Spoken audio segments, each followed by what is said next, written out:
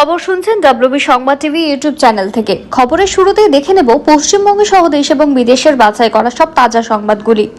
খবরের শুরুতেই জানাবো আজকের সংবাদ শিরোনাম। পুরে খাক কালীপুজোর মণ্ডপ, দাও দাও করে জ্বলছে রঙের কারখানা, ছুটে গেল 8টি ইঞ্জিন।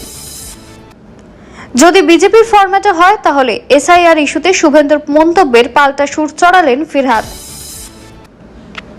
মুখ্যমন্ত্রী 100 টাকা দিলে 25 টাকার কাজ হয়, টিএমসি পরিচালিত পৌরসভার বিরুদ্ধে বিস্ফোরক জাকির বিধায়ক জাকির হোসেন। আত্মীয়র বাড়ির রাস্তা চিনিয়ে দেওয়ার কথা বলিয়ে 2 নাবালককে বাইকে তুলল যুবক, তারপর কি হলো? চরম পরিণতি, বাড়ির আলমারির ভেতর থেকে উদ্ধার সঞ্জয় রায়ের 11 বছরের ভাগ্নির দেহ। বাজির শব্দে প্রবল আতঙ্ক, রেহাই পেতে শটান কলকাতা মেট্রো উঠল পথকুকুর।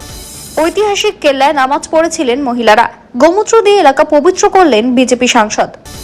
শুভেন্দুকে বড় চ্যালেঞ্জ দিলেন হুমায়ুন, হারলে রাজনীতি ছেড়ে দেওয়ার ঘোষণাও। কালীপুজোয় কলকাতায় নিষিদ্ধ শব্দবাজি ব্যবহার, 183 জন গ্রেপ্তার। উত্তরবঙ্গে প্রাকৃতিক দুর্যোগে বিধ্বস্ত 173টি স্কুল, মুখ্যমন্ত্রীর নির্দেশে শুরু হয়েছে সংস্কার অভিযান। জলপাইগুড়িতে বাড়িতে ঢুকে গৃহবধূকে গণধর্ষণের অভিযোগ, মুখ খুললে প্রাণে মারার হুমকি, অভিযোগ নির্যাতিতার। আমি দাঁড়াবো, বিজেপি তালিকা প্রকাশের আগে নিজেকে ময়নার প্রার্থী ঘোষণা অশোক দিনদার, কি বললেন শুভেন্দু? বাজি ফাটানোকে কেন্দ্র করে রণক্ষেত্র ভাঙড়, তুমুল সংঘর্ষ আইএসএফ টিএমসি কর্মীদের মধ্যে। আত্মহত্যার বদলে বিধায়ককে খুন করুন, কৃষকদের পরামর্শ দিয়ে বিতর্কে প্রাক্তন মন্ত্রী। 750 কেজি পেঁয়াজ বেচে প্রাপ্তি মাত্র 664 টাকা, সর্বস্ব খুইয়ে হাহাকার মহারাষ্ট্রের কৃষকের। 3 বছর আগে রেজিস্ট্রি, ফেব্রুয়ারিতে ছিল বিয়ে, তার আগেই গঙ্গায় ঝাঁপ যুবতী। জ্যোতি বসুর রেকর্ড ভেঙে দেবেন 2036 পর্যন্ত মুখ্যমন্ত্রী মমতা বন্দ্যোপাধ্যায়। গলায় ওড়নার ফাঁস, সঞ্জয়ের ভাগ্নির ময়না তদন্তের প্রাথমিক রিপোর্টে যা এলো তা মানেই নারাজ ঠাকুমা। সিইওদের সঙ্গে বৈঠকে বসছেন কমিশন, তারপরে কি বাংলায় এসআইআর এর ঘোষণা? চালান চায়ের দোকান, বাড়িতে উদ্ধার নগদ 1 কোটি, বিপুল সোনা। গ্রেফতার সাইবার ক্রাইমের 2 চক্রী। বাংলায় মানবিক মূল্যবোধ ধ্বংস করেছে তৃণমূল, সরব বিজেপি সাংসদ বিপ্লব দেব।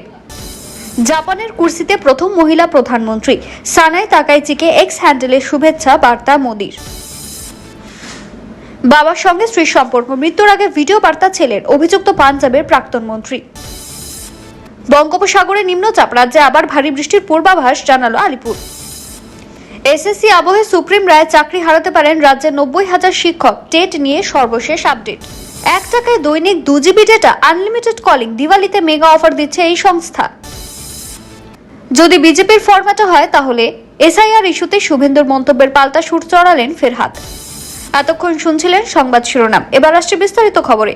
ভিডিওটি ভালো লাগলে লাইক করুন এবং চ্যানেলটি সাবস্ক্রাইব করে আমাদের সঙ্গে থাকুন, কারণ প্রতিদিনের সেরা খবর আপনার হাতের মুঠোয় পৌঁছে দিতে আমরা আছি সদা প্রস্তুত। শুভেন্দুকে বড় চ্যালেঞ্জ দিলেন হুমায়ুন, হারলে রাজনীতি ছেড়ে দেওয়ার ঘোষণাও। ভরতপুরে ভোট যুদ্ধের ঢাক বাজতে শুরু করলো অনেক আগে। সোমবার রাতে মুর্শিদাবাদের সালারে এক পুজো উদ্বোধনে গিয়ে বিরোধী দলনেতার উদ্দেশ্যে নজিরবিহীন চ্যালেঞ্জ ছুড়ে দিলেন ভরতপুরের তৃণমূল বিধায়ক হুমায়ুন কবির। শুভেন্দু অধিকারীকে সোজাসুজি লড়াইয়ের ময়দানে টেনে এনে হুমায়ুন ঘোষণা করলেন, শুভেন্দু অধিকারী যদি ভরতপুর থেকে ভোটে লড়েন আমি তার বিরুদ্ধেই দাঁড়াবো, আর আমি যদি হেরে যাই তাহলে রাজনীতি থেকে অবসর নেব। এই ব্যাপারে শুভেন্দুর প্রতিক্রিয়া এখনো জানা যায়নি, তবে ভরতপুরের তৃণমূল বিধায়কের এহেন ঘোষণার পর থেকেই মুর্শিদাবাদের রাজনীতিতে তোলপাড়। ঘরোয়া সভা হোক কিংবা চায়ের আড্ডা, হুমায়ুনের চ্যালেঞ্জ বোমা নিয়েই এখন চর্চা তুঙ্গে।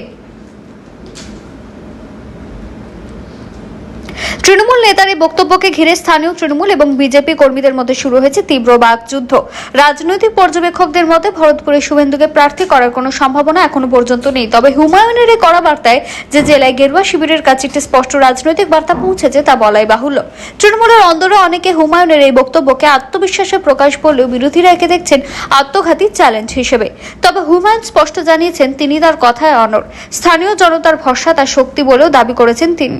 যদিও রাজনৈতিক মহলের প্রশ্ন, হুমায়ুনের এহেন চ্যালেঞ্জ কি নিছক লোক দেখানো বার্তা নাকি কোনো বৃহত্তর কৌশলের অংশ? সময় মিলবে উত্তর। চরম পরিণতি, বাড়ির আলমারির ভেতর থেকে উদ্ধার সঞ্জয় রায়ের 11 বছরের ভাগ্নির দেহ। আলমারির মধ্যে থেকে উদ্ধার ঝুলন্ত দেহ। 11 বছরের কিশোরের এই কি মর্মান্তিক পরিণতি? আত্মহত্যা নাকি নেপথ্যে অন্য কোনো কারণ? আলোর উৎসবের মাঝে আধার নামলো আলিপুর থানার অন্তর্গত বিদ্যাসাগর কলোনিতে। এক কিশোরীর রহস্য মৃত্যু ঘিরে উঠল হাজারো প্রশ্ন। এই নাবালিকা আবার আরজি করের ঘটনায় সাজাপ্রাপ্ত আসামির বড় দিদির মেয়ে। রবিবার রাতে অচৈতন্য অবস্থায় আলমারির মধ্যে থেকে নাবালিকার দেহ উদ্ধার করে পরিবার। দেখা যায় তার ঘরেরই আলমারির মধ্যে গলায় ফাঁস লাগানো অবস্থায় পড়ে রয়েছে কিশোরীর অচৈতন্য দেহ। এরপর তড়িঘড়ি কিশোরীকে এসএসকেএস হাসপাতালে নিয়ে যায় পরিবার, কিন্তু দিন পেরোতে ঘটে বিপত্তি। সোমবার কিশোরীকে মৃত বলে ঘোষণা করেন চিকিৎসকরা।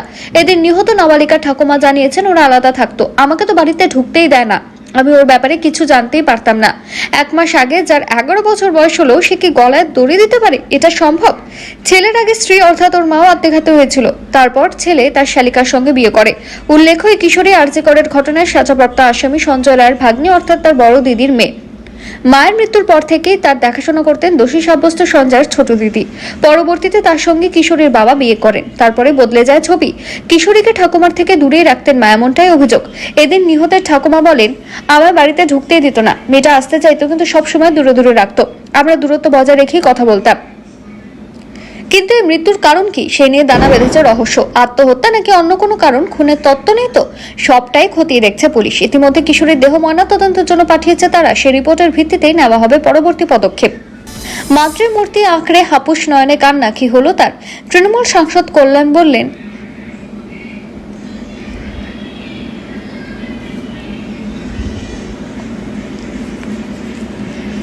দেবী মূর্তির সামনে দাঁড়িয়ে আকুল কান্না। দুর্গাপূজায় তাকে এভাবেই দেখতে অভ্যস্ত সকলে, কালীপুজোতেও এবার নিজেকে ধরে রাখতে পারলেন না শ্রীরামপুরের তৃণমূল সাংসদ কল্যাণ বন্দ্যোপাধ্যায়।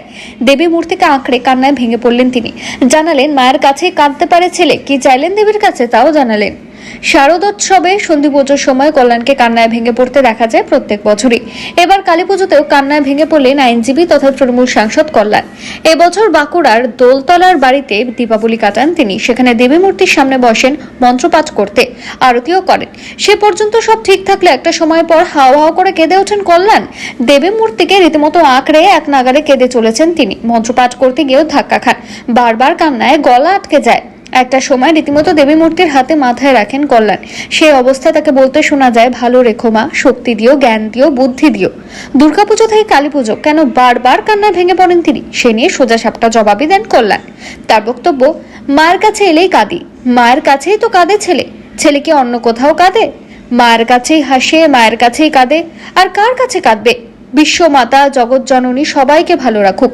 শক্তি চাইলাম, বুদ্ধি চাইলাম, জ্ঞান চাইলাম, ভক্তি চাইলাম, ব্যাস আর কি। বঙ্গোপসাগরে নিম্নচাপ, রাজ্যে আবার ভারী বৃষ্টির পূর্বাভাস জানালো আলিপুর। দীপাবলির পর ভাইফোঁটাতেও আকাশ থাকবে ঝকঝকে, তবে আনন্দ শেষ হতে না হতেই বদলে যাবে হাওয়ার রং। বঙ্গোপসাগরে ঘনিয়ে আসছে নিম্নচাপ, যার জেরে উইকেন্ডে নামতে পারে ঝমঝমিয়ে বৃষ্টি, সঙ্গে থাকবে বজ্রপাতও। দক্ষিণ পশ্চিম বঙ্গোপসাগরে তৈরি হওয়া নিম্নচাপ মঙ্গলবারই পরিণত হবে সুস্পষ্ট নিম্নচাপে। আগামী বুধবার তা শক্তি সঞ্চয় করে ধীরে ধীরে গভীর নিম্নচাপে পরিণত হতে চলেছে। এর অভিমুখ তামিলনাড়ু, পুদুচেরি এবং দক্ষিণ অন্ধ্রপ্রদেশ উপকূল। আলিপুর আবহাওয়া দপ্তরের আঞ্চলিক অধিকর্তা হাবিবুর রহমান বিশ্বাস জানিয়েছেন, দীপাবলির মতো ভাইফোঁটাতেও রাজ্যের আকাশ ঝলমলেই থাকবে। কোথাও কোথাও সকালে সামান্য কুয়াশা বা ধোঁয়াশা থাকলেও থাকতে পারে। 24 অক্টোবর শুক্রবার থেকে উপকূলবর্তী জেলাগুলিতে শুরু হবে বৃষ্টি। উত্তর ও দক্ষিণ 24 পরগনা, পূর্ব পশ্চিম মেদিনীপুর এবং ঝাড়গ্রামে রয়েছে বজ্রবিদ্যুৎ সহ বৃষ্টির সম্ভাবনা। শনিবার থেকে বৃষ্টির পরিমাণ আরও বাড়বে। দক্ষিণবঙ্গের অধিকাংশ জেলাতেই থাকবে মেঘলা আকাশ, হালকা থেকে মাঝারি বৃষ্টি এবং বজ্রপাতের পূর্বাভাস। রবিবার ও সোমবারও একই ছবি। দক্ষিণা বাতাস ও পশ্চিমী ঝঞ্ঝার সংস্পর্শে বাড়বে বৃষ্টির সম্ভাবনা। উত্তরবঙ্গের পাহাড় ভূমিতেও শীত আসার আগে শেষ বৃষ্টির মেজাজ। শুক্রবার থেকে দার্জিলিং ও কালিম্পংয়ে শুরু হবে হালকা থেকে মাঝারি বৃষ্টি। শনি ও রবিবার বৃষ্টি বাড়বে জলপাইগুড়ি ও মালদায়। সোমবার থেকে উত্তরবঙ্গের সবকটি জেলাতে বজ্রবিদ্যুৎ সহ বৃষ্টির পূর্বাভাস। ফলে আনন্দ উৎসবের শেষে সপ্তাহান্তে ঘর থেকে বেরোতে গেলে সঙ্গে রাখুন ছাতা। সিইওদের সঙ্গে বৈঠকে বসেছে কমিশন। তারপরে কি বাংলা এসআইআর এর ঘোষণা? বিহারে বিশেষ নিবিড় সমীক্ষা এসআইআর পরই ভোটে নির্ঘণ্ট ঘোষণা হয়েছে। বাংলাতেও কি এসআইআর এর পরই বিধানসভা নির্বাচন হবে? বেশ কিছুদিন ধরে এ নিয়ে জল্পনা চলছে। এই আবহে সব রাজ্যের মুখ্য নির্বাচনী আধিকারিকদের সঙ্গে বৈঠকে বসতে চলেছে জাতীয় নির্বাচন কমিশন। রাজধানী দিল্লিতে দুদিনের বৈঠক হবে। বুধ ও বৃহস্পতিবার সিইওদের সঙ্গে বৈঠক মুখ্য নির্বাচন কমিশনার জ্ঞানেশ কুমারের। বিহারে বিশেষ নিবিড় সমীক্ষা নিয়ে রাজনৈতিক চাপানোতর দেখা গিয়েছিল। বিরোধীরা নির্বাচন কমিশনের বিরুদ্ধে সরব হয়েছিল, তবে নির্বাচন কমিশন জানায় স্বচ্ছ ভোটার তালিকার জন্য এসআইআর করা হয়েছে। প্রশ্ন ওঠে, বিহারের মতো অন্য রাজ্যগুলিতেও কি এসআইআর হবে? নির্বাচন কমিশন স্পষ্ট করে দেয়, দেশব্যাপী এসআইআর হবে। তবে প্রাথমিকভাবে যে রাজ্যগুলিতে বিধানসভা নির্বাচন রয়েছে সে রাজ্যগুলিতে আগে এসআইআর শেষ করতে কমিশন যে তৎপর তা বুঝিয়ে দেয়। আর মাস 7 পর বাংলায় বিধানসভা নির্বাচন। তার আগে বাংলায় এসআইআর হবে কিনা তা নিয়ে বেশ কিছুদিন ধরেই জল্পনা চলছে।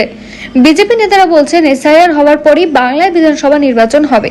এমনকি রাজ্যের শাসক দল তৃণমূল যখন এ নিয়ে সরব, তখন কেন্দ্রীয় স্বরাষ্ট্রমন্ত্রী অমিত শাহ স্পষ্ট করে দেন বাংলায় এসআইআর হবে।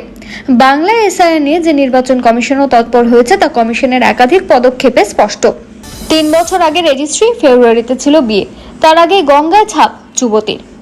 রেজিস্ট্রি হয়েছিল 3 বছর আগে, ফেব্রুয়ারি মাসে 3 তারিখ বিয়ে, তার আগেই গঙ্গায় ঝাঁপ দিয়ে আত্মহত্যা করলেন চন্দননগরের যুবতী। জানা গিয়েছে নিখোঁজ মহিলার নাম মানালি ঘোষ, বয়স 25। তিনি চন্দননগর বউবাজার বটতলার বাসিন্দা। তার সঙ্গে বিয়ে হয়েছিল বউবাজার শীতলতলার বাসিন্দা সত্যজিৎ রায়ের। রেজিস্ট্রি করে তাদের বিয়ে হয়েছিল 3 বছর আগে। জানা গিয়েছে 3 বছর ধরে মানালি একটি গয়নার দোকানে সেলস গার্লের কাজ করতেন। যে দোকানে তিনি কাজ করতেন সেটি ছিল চন্দননগর বাগবাজারে জিটি রোডের পাশে। নিখোঁজ যুবতীর পরিবারের দাবি, গত 3 দিন ধরে কর্মস্থলে কোনো সমস্যা দেখা দেয়। এমনকি এক স্থানীয় বাসিন্দা জানান যে মানালিকে দোকানের বাইরে কান্নাকাটি করতেও দেখা যায়। এরপর আজ সকালে কাজে যান যুবতী। চাকরি ছেড়ে দিচ্ছেন বলে তাকে লিখে নেওয়া হয় বলে অভিযোগ। মানালি দোকান থেকে বেরিয়ে তার স্বামী সত্যজিৎকে ফোন করেন। চন্দননগর স্ট্যান্ডে কিছুক্ষণ গিয়ে বসেছিলেন তারা। তারপরে সুইসাইড নোট লিখে মোবাইল চাপা দিয়ে গঙ্গায় ঝাঁপ দেন। চন্দননগর থানার পুলিশ খবর পেয়ে গঙ্গায় তল্লাশি শুরু করে। নামানো হয় ডুবুরি স্পিড বোট। পুলিশ জানিয়েছে যেখানে কাজ করতেন সেই দোকান কর্তৃপক্ষকে দায়ী করে লেখা সুইসাইড নোট পাওয়া গিয়েছে। তদন্তের সব দিক খতিয়ে দেখা হচ্ছে। দোকানে গিয়ে অন্যান্য কর্মচারীদের জিজ্ঞাসাবাদ করে পুলিশ। একজনকে ইতিমধ্যে আটক করে নিয়ে যাওয়া হয় থানাতেও। ঘটনার তদন্ত শুরু করেছে পুলিশ।